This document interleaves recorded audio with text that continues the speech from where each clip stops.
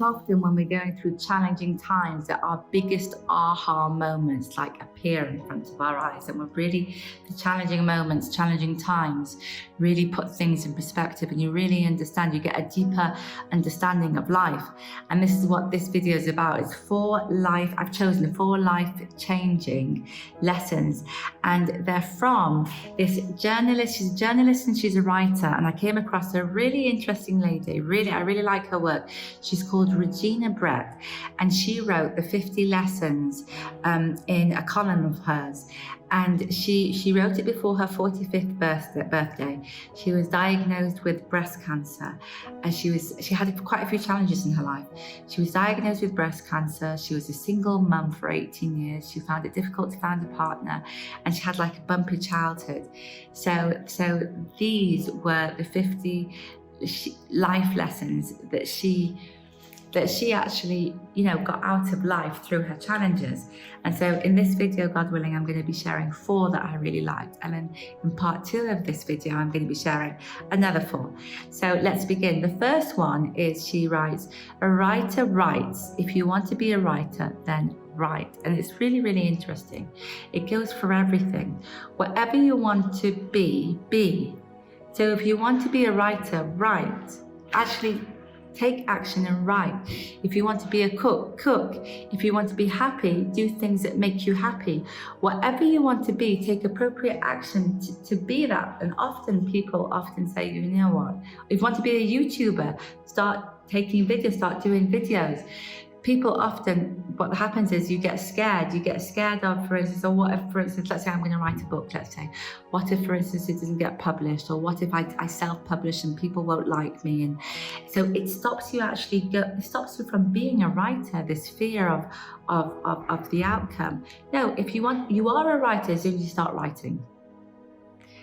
You're a writer as soon as you start writing. And if you think about it that way, then God willing, it will just flow. Everything will just flow. It doesn't matter, honestly, it really doesn't matter like how many people love your book. What matters is when you're writing is that you love doing it. You love doing it. You love the process. You love doing it. And once you love doing it and you love the process and everything, you put your all into it, then that's when, God willing, your work will really shine. Same goes with cooking, same goes with being anything in your life, whatever you want to do, be it. Actually take appropriate action and be it, God willing. So that's the first one. The second one is, no one is in charge of your happiness but you. And I love it. We go through life and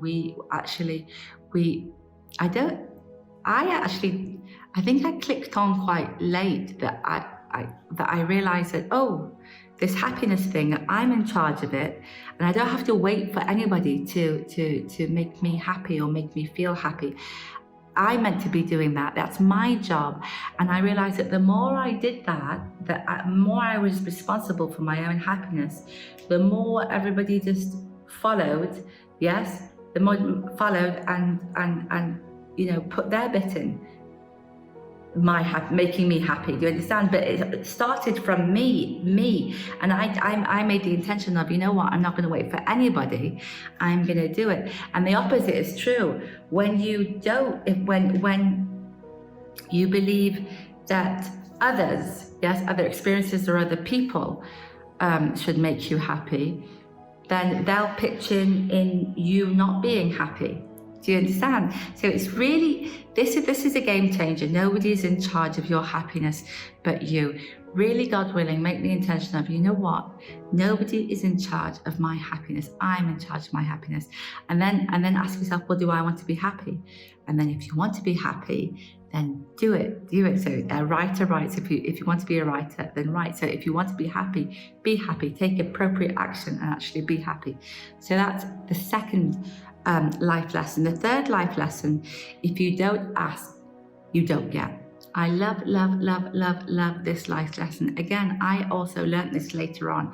I used to, for instance, wait for things to happen or for things to come to me, or even if I wanted something, for instance, I would just wait and expect because I'm a giving person anyway.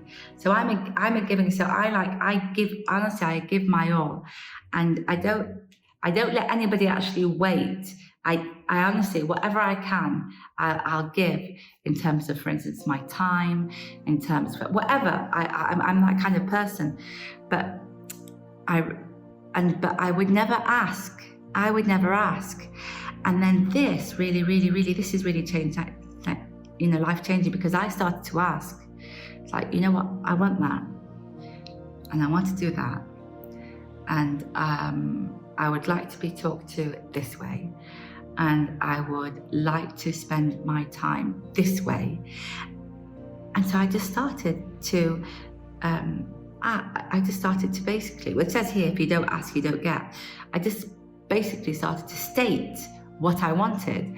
And when I stated and defined what I wanted, it was almost like I was asking, not asking permission, but I was just like defining what I wanted. Then the getting started. Like, people weren't necessarily not giving me what I wanted because they were doing it on purpose.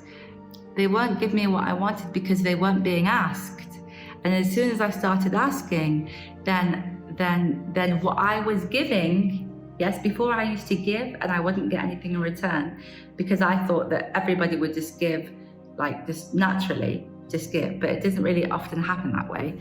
And so once I started asking, then what I was giving would be returned, and it was like a win-win situation. So I really like that. If you don't ask, you don't get. Start asking and start defining what you want, God willing. The next one is believe in miracles. And you all know, I love this one. I am a miracle believer. I believe that God is so great, and every day miracles, literally miracles, surround us, and they surround us when we go through challenges, and they surround us when we're going through ease.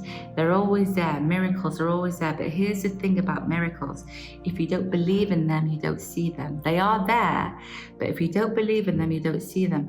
And if you don't see them, you can't feel them. And if you can't feel them, then you'll have a life full of miracles that God has blessed you with, but you've not felt. So it's almost like you had, for instance, this beautiful jewelry, a big box of jewelry, and you never wore it because you never saw it. So to believe miracles are present. They're present in every day, everywhere. They're there. God is so great. Miracles are everywhere. But in order to see them, you need to believe in them. And in order to feel them, you need to see them. So it's really, really important to start with believing in miracles. And those are the 4 life lessons that I'm going to share in this video. In the next video, I'm going to be sharing another 4 of Regina Brett's life lessons. I hope you enjoyed this video, and kindly click on the subscribe button and the like button, and have a brilliant, beautiful, absolutely amazing, gorgeous day.